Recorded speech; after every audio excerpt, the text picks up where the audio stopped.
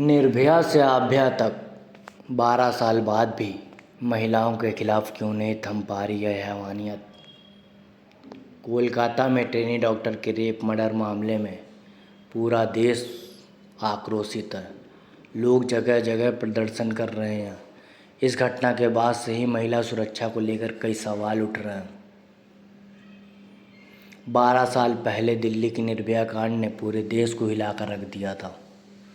इस घटना के बाद से देश में बहुत कुछ बदला। सरकारें बदली, कानून बदला, टेक्नोलॉजी बदली। देश हर मोर्चे पर आगे बढ़ा। इस विकास में महिलाओं की भागीदारी बढ़ी। साल बदला, जगह बदली। यदि कुछ नहीं बदला तो वह है देश की बेटियों के साथ होने वाली दरिंदगी। महिलाओं को लेकर पुरुष प्रधान भारतीय समाज की सोच। एक बार फिर देश सदमे में है, आक्रोशित है, प्रदर्शन कर रहा है। फ़र्क बस इतना है कि इस बार दिल्ली की जगह कोलकाता है। निर्भया की जगह एक और बहादुर बेटी आभ्या है। निर्भया के गुनहगारों को 8 साल बाद फांसी की सज़ा मिली। ऐसा माना जा रहा है कि इस सज़ा के बाद देश में ऐसी घटनाएं दोबारा देखने को नहीं मिलेंगी, लेकिन घटनाएं हर रोज़ हो रही हैं। फ़र्क सिर्फ इतना है, कुछ घटनाएं ज़्यादा विभत्स होती हैं। वर्षों से सो रहा देश एक बार फिर जाग जाता है। कुछ दिन मीडिया और समाज की चेतना में मामला गर्म रहता है और फिर एक चुप्पी होती है।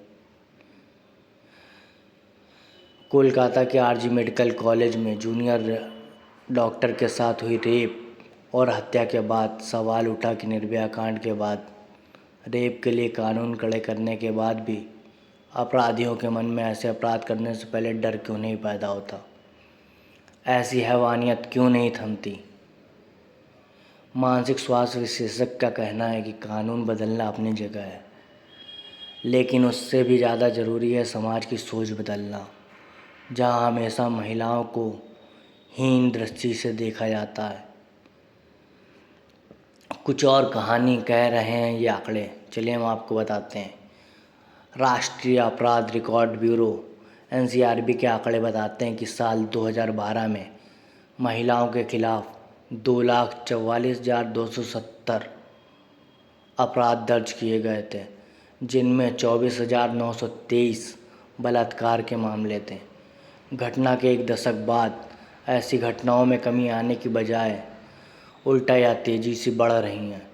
एनसीआरबी के ताज़ा आंकड़ों के अनुसार साल 2022 में महिलाओं के खिलाफ 4,45,256 मामले दर्ज किए गए, जिसमें रेप की 31,516 घटनाएं हुई। इन आंकड़ों को कैसे बदला जा सकता है? लड़कियों को देखना होगा सम्मान की नज़र से।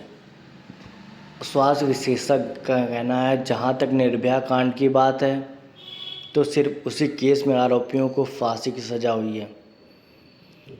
ऐसे और कई केस सामने आए जिसमें दोषियों को सज़ा नहीं मिली या उस तरह की सज़ा नहीं मिली। उन्होंने समाज की सोच को बदलने की वकालत की। कहा कि कानून से ज़्यादा प्रभावी होगा बढ़ती उम्र के लड़कों में लड़कियों के लिए सम्मान पैदा करना। इससे परिवार और समाज की अहम भूमिका हो सकती है। उन्होंने कहा किसी भी इंसान के मानसिक विकास में उसके पारिवारिक माहौल का बड़ा योगदान होता है।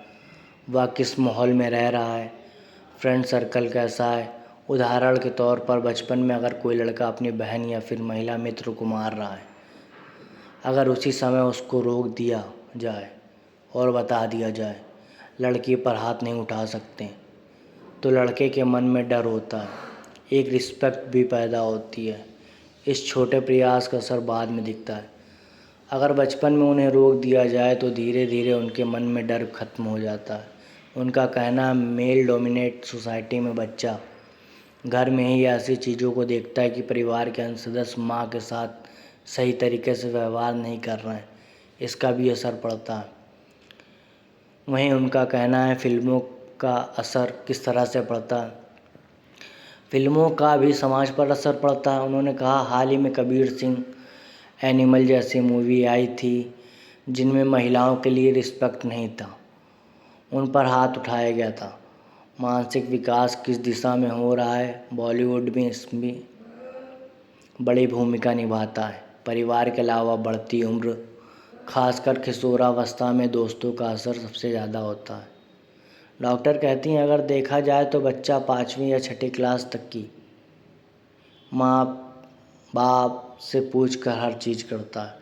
सामान्य तौर पर उसके बाद वह अपने दोस्त और ग्रुप बनाता है। ऐसे समय पर उसके अभिभावक के तौर पर नहीं बल्कि दोस्त की तरह बात की जाए, समझाया जाए, जो बेहतर होगा। माँ पिता को चाहिए उससे प्यार से सब बात करें, उसे समझाने की कोशिश करें। वहीं उन्होंने सेक्स एजुकेशन की वकालत की। स्कूल में सेक्स एजुकेशन की भी वकालत की ताकि लड़के शारीरिक अंतर के बावजूद लड़कियों को अपने बराबर मान सम्मान दे सकें। उन्होंने कहा स्कूलों में सेक्स एजुकेशन पढ़ाया जाना, इस पर जो टैबू बना हुआ है उसको ख़त्म करना चाहिए। बच्चों को बताना चाहिए कि लड़का और लड़की में सिर्फ शरीर की बनावट का अंतर है, महिला किसी दूसरी दुनिया से नहीं आई है। उन्होंने कहा कि कोलकाता के आभ्या के अपराधियों को जल्द और कड़ी सज़ा देने की ज़रूरत पर भी जोर दिया। मीडिया में इन घटनाओं को कवरेज से पड़ने वाले असर के बारे में पूछे जाने पर डॉक्टर ने कहा, मेरा मानना है कि मीडिया में ऐसी घटनाओं को प्रमुखता से उठाना चाहिए।